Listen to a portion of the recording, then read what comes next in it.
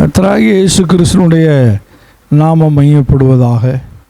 என் அன்பு சகோதரனே, சகோதரியே, இன்று அநேகருடைய நிலைமை எப்படி இருக்கிறது என்று சொன்னால், குடும்பத்திலிருந்து தள்ளப்பட்டவர்களாய், சமுதாயத்திலிருந்து தள்ளப்பட்டவர்களாய், வாழ்க்கையிலே மிகவும் மோசமான நிலைமையிலே தள்ளப்பட்டவர்களாய், மனிதர்கள் மத்தியிலே தள்ளப்பட்டவர்களாய், சகோதரர்கள் மத்தியிலே தள்ளப்பட்டவர்களாய், சகோதரியுடைய பக்கத்திலே தள்ளப்பட்டவர்களாய், தாய் தகப்பனுடைய முன்பாக தள்ளப்பட்டவர்களாய், மிகவும் தள்ளப்பட்டவர்களாய் நாம் வாழ்ந்து கொண்டிருக்கிறோம்.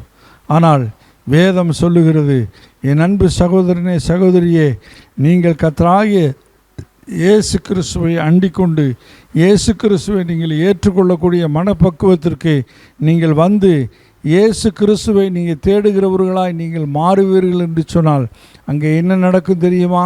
இயேசு கிறிஸ்து சொல்லுகிறார், தள்ளப்பட்ட கல்லே தலைக்கு மூளைக்கல்ல ஆயிற்று. உங்களுடைய குடும்பத்தில் உங்களை தள்ளி இருக்கிறார்களா?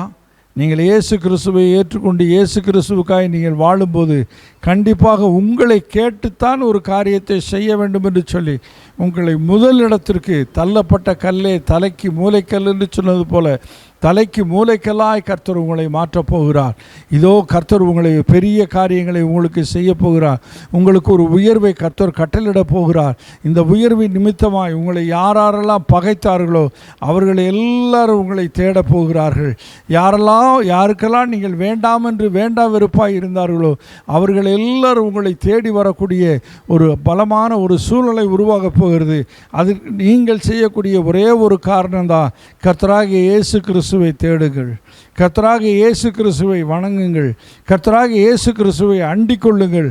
அவர் சொல்லுகிறதை கேளுங்கள், வேதத்தை வாசியுங்கள், வேதம் சொல்லுகிறபடி கேளுங்கள்.